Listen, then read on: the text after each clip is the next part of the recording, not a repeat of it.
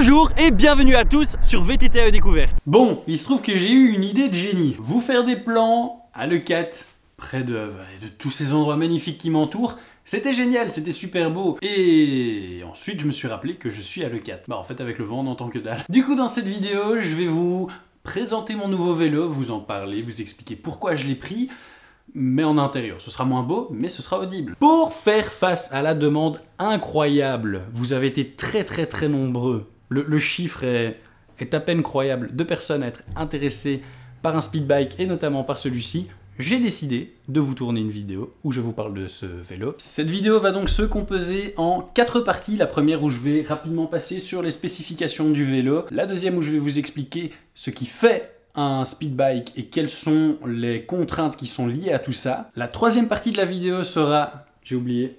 J'oublie toujours cette partie-là. Je me souviens que la quatrième, c'est pourquoi le Cube et pas un des concurrents qu'il y avait. Il y en avait 2 autres qui étaient sur ma shortlist. Ah oui, et la troisième partie qui sera des départs arrêtés de 0 à 45 pour vous montrer comment est-ce que ça fait d'aller jusqu'à 45. Est-ce que c'est facile en éco, en turbo. Enfin bref, vous allez voir tout ça à ce moment-là. Je ferai aussi très vite une deuxième vidéo pour vous faire mon retour sur justement le vélo taf en 40 km par trajet, donc je fais 80 bornes par jour.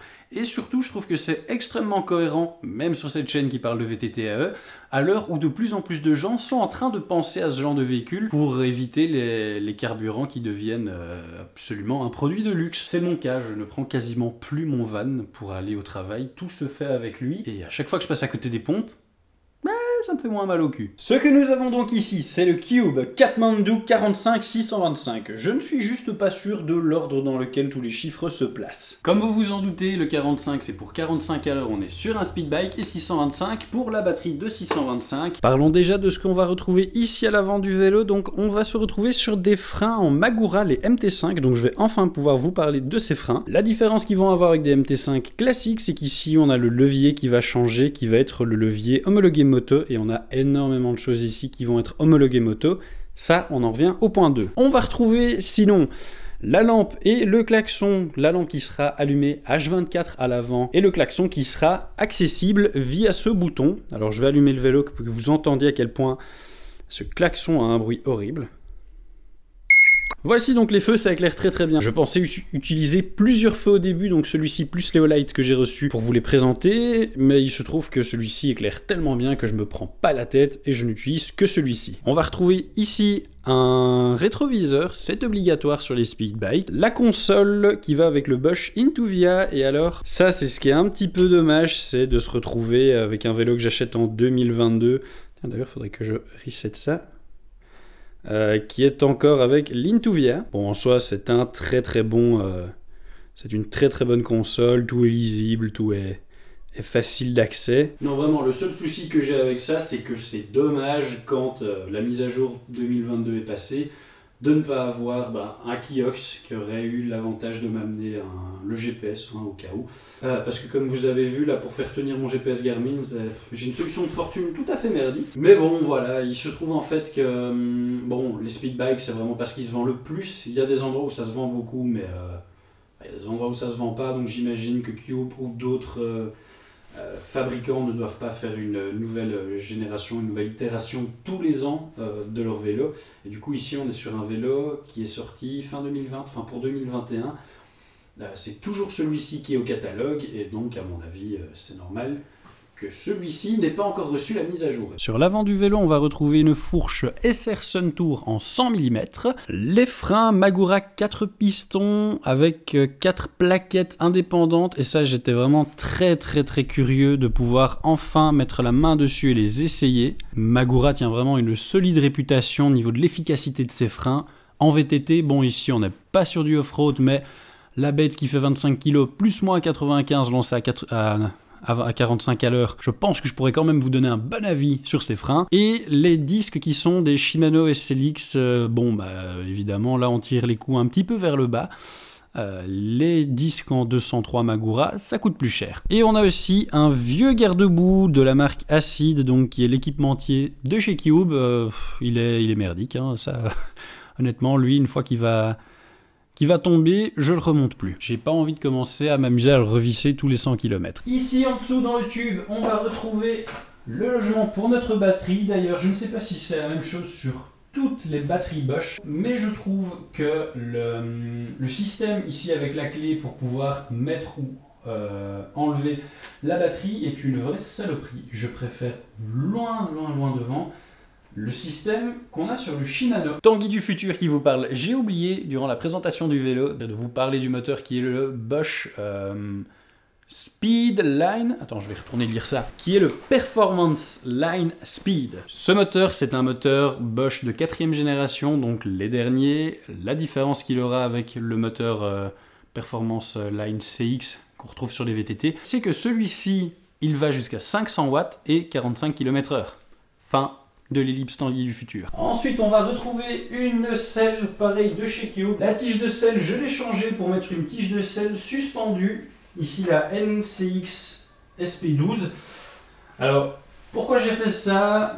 C'est pas nécessaire en soi. Sur les 40 km que j'ai jusqu'au travail, il y en a 35 où j'en ai pas besoin. Mais les 5 derniers sur Perpignan, la route est moins belle et ça devient fort tape-cul à ce moment-là. Donc depuis que j'ai ça, je me sens vachement mieux. J'ai rajouté évidemment le petit support pour la gourde feedlock parce qu'il faut boire, hein, même si c'est du vélo taf. Pour ce qui est des pédales, malheureusement, c'est toujours celles d'origine. J'ai pas encore réussi à les enlever. Elles ont été extrêmement serrées.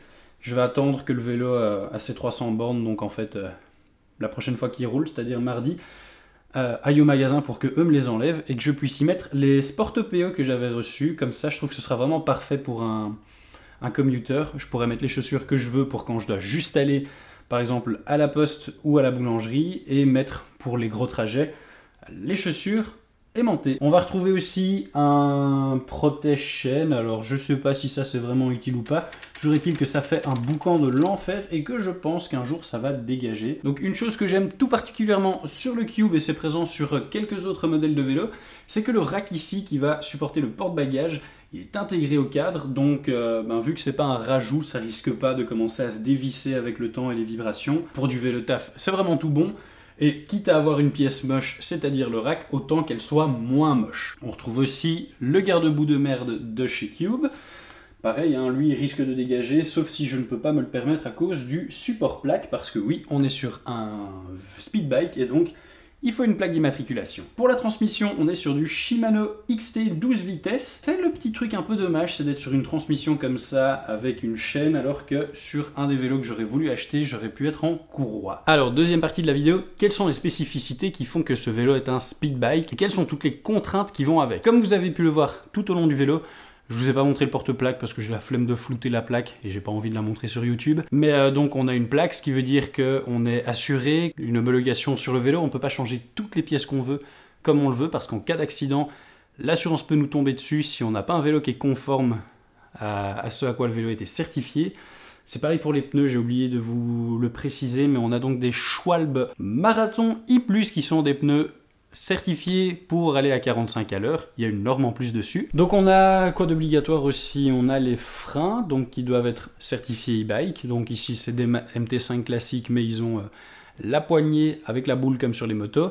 Je crois qu'il y a Avid qui fait aussi des freins spécifiés, certifiés speed bike. Les feux, ça aussi c'est obligatoire. Le klaxon, les feux qui, que ce soit à l'avant ou à l'arrière ou sur le porte-plaque, sont tout le temps allumés. On ne peut pas les éteindre, donc le petit bouton pour éteindre ou allumer les feux sur la console Intuvia ne sert à rien. L'obligation aussi d'avoir le rétroviseur et... Niveau du casque, on a aussi une obligation à suivre. Le casque doit avoir l'homologation moto, ainsi que les gants. Je vais vous chercher ça tout de suite. Ici, j'ai un casque speed bike. Alors, les casques qui sont certifiés speed bike, il y en a pas mal sur le marché, mais qui sont à la norme néerlandaise. Ici en France, il y a une norme encore supplémentaire qu'on retrouve que sur 3 casques qui sont faits pour le vélo. Donc on a celui-ci, le Cratoni Milano, qui est une bonne petite cocotte. Vous faites 4 km avec ça et vous avez déjà bien chaud à la tête. Son avantage, il coûte 80 € et il y a une visière. D'ailleurs, il y a plein de sel. Là, je roule à côté des vagues, c'est bien beau, mais il y a du sel. Donc on n'a aucune aération, mais son gros avantage, c'est que c'est le plus confortable des 3 que j'ai essayé. On retrouve aussi le Cratoni Vigor, qui est le plus cher des 3.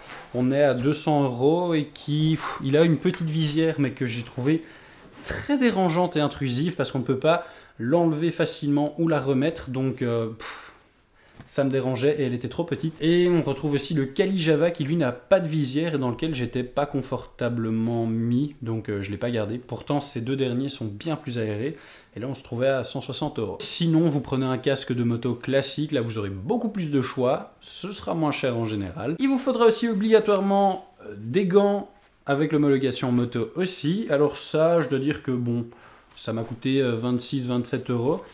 Et c'est pas du tout dérangeant parce qu'on se sent en sécurité avec des machins comme ça qui ont des coques ici en plus. Parce que voilà, à 45 à l'heure, on s'imagine que si on tombe, ça va faire beaucoup de bobos, donc autant être bien protégé. Et en fait, vous vous rendez compte petit à petit que ce sont les mêmes conditions qu'on retrouve là pour le moment que sur un scooter. Et en effet, aux yeux de la loi, c'est considéré comme un scooter 50 cm3. Donc vous aurez aussi l'obligation d'avoir une assurance. Ça, je crois que je l'avais déjà dit. Les papiers du véhicule et son IMAT. Parlons maintenant de ce que ça fait d'aller à 45 à l'heure. Au début, je pensais ou j'espérais qu'aller à 45 à l'heure avec un speedbike serait aussi facile qu'aller à 25 avec un VAE classique. C'est pas tout à fait le cas. Concrètement, du retour que j'en ai là après 250 bornes, on roule vraiment en mode balade sans se fatiguer jusque 30-35 facile. Que ce soit en éco ou d'autres modes, on peut sans trop se fatiguer aller jusque ces vitesses. Si vous voulez passer à 40 ou 45, là il va falloir commencer à pédaler un peu plus. En éco, il vous faudra de bonnes jambes ou avoir le vent dans le dos. Ici, moi, sur mon trajet, j'ai toujours le vent de face quand il souffle, et il souffle jusque 100 à l'heure, donc ce sera jamais en éco que je vais les atteindre. Mais même sur les autres modes d'assistance, pour atteindre les 45 et les maintenir, il faudra être sur du plat, où il faudra ne pas avoir le vent de face pour être relativement calme. Sinon, c'est quand même un peu plus sportif pour les tenir. Je vais vous mettre donc là maintenant ici 2 vidéos que j'ai tournées. Alors, trop d'organisation dans mes tournages. J'avais oublié où j'avais mis mon support GoPro. Donc, j'ai mis la GoPro en bouche. J'espère que c'est quand même suffisamment visible.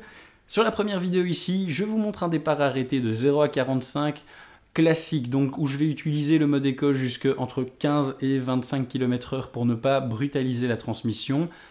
Passé cette vitesse, je vais passer en tour, puis à partir des 30-35, accélérer jusqu'à 45 en sport. Et alors, suivant les conditions, soit je vais creuser entre 40 et 45 en sport ou essayer de redescendre en tour si je peux me le permettre pour sauver la batterie. Deuxième vidéo, là je vais démarrer en sport pour faire un départ que je ne fais jamais, mais comme ça, vous pouvez un peu voir la différence.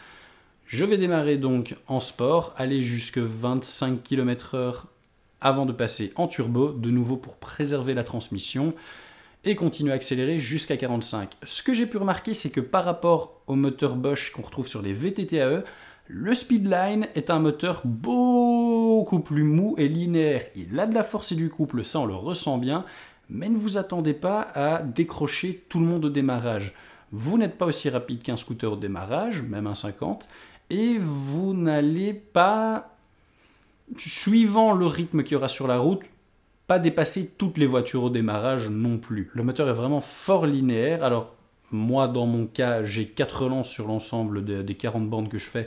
Ça m'ennuie pas. Si vous êtes souvent en ville, essayez, c'est vraiment ce qu'il y a de mieux à faire, mais c'est pas un foudre de guerre au démarrage. Des départs comme ça, 0 à 45, à moins que vous ayez envie de tuer votre transmission, je pense pas que c'est quelque chose qu'on fasse régulièrement. Quatrième point, qui sera maintenant celui de pourquoi est-ce que j'ai pris ce vélo-là et pas un autre. J'en avais plusieurs sur ma shortlist. Donc il y avait le Cube parce que je l'ai trouvé très vite et que très vite il m'a semblé très intéressant parce que pour son prix il est extrêmement bien équipé.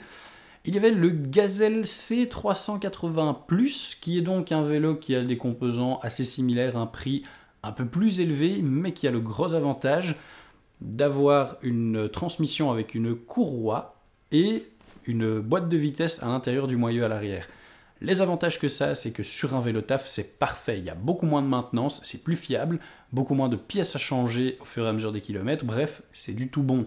Ça bouffe un peu plus de batterie, c'est un petit peu moins efficient, mais on se dit qu'avec une batterie, c'est pas grave. L'autre vélo que j'avais vu, c'est dans un super shop ici à Perpignan. Franchement, il faudrait que j'aille parler un petit peu avec eux pour voir si on pourrait pas faire quelque chose entre la chaîne et Et eux, parce qu'ils ont un stock incroyable et ils ont des VTT très très bien placés et ils ont du stock.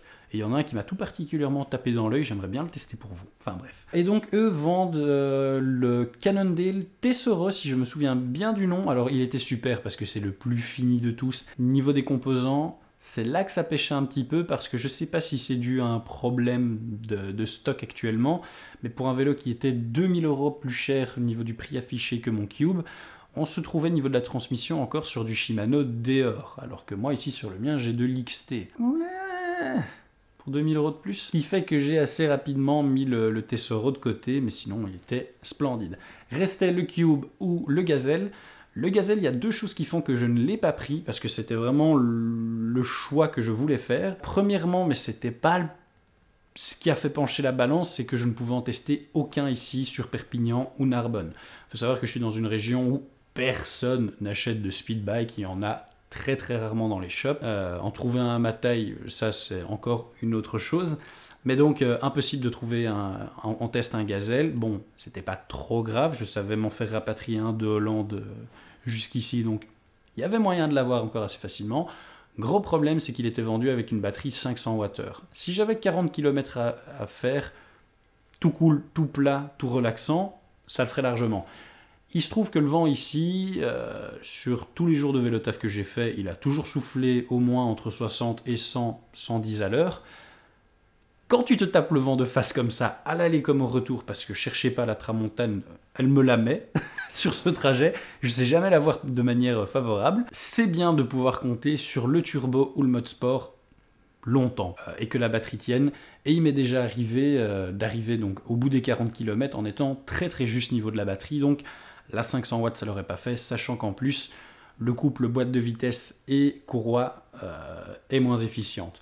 Du coup, je suis parti sur le Cube où j'avais beaucoup de bonnes raisons de l'acheter. Déjà, niveau du look, j'aimais encore une fois un Sorac à l'arrière. Deuxième chose, on a la batterie 625. Il avait un très très gros avantage, il était dispo, je pouvais le tester. Et comme je vous l'ai dit, ici, les speedbikes, ça ne se vend pas. Ce vélo, il était là en stock depuis plus d'un an. Personne n'en veut. Et en plus, c'est un taille large. Donc, ça réduit encore un petit peu plus les possibilités. Du coup, je l'avais tout de suite parce qu'il est déjà là. Et de deux, il y avait plus de 1000 € de promo dessus, donc je l'ai touché à 3005. Certes, c'est cher, mais quand je vois les économies de gasoil que je fais grâce à lui, et qu'il était au moins 1000 € moins cher que le Gazelle sur lequel j'aurais dû acheter une deuxième batterie, ça fait que le Cube, ça a été mon choix. Et j'en suis pour le moment très content. Je vous ferai une deuxième vidéo où je vous donnerai un avis après quoi, entre 500 et 1000 km, et surtout les économies que ça me permet de réaliser, surtout en ces temps où le gasoil est en train de prendre une sérieuse claque, pour aider tous ceux qui se posent justement la question de passer à un speedbike ou pas. Moi je vous donnerai mon avis sur une utilisation extrêmement intensive et régulière. Donc vous aurez des nouvelles de ce vélo et des retours un peu plus tard. Sur ce, j'espère que cette vidéo vous aura plu. On se retrouve très vite. Peace!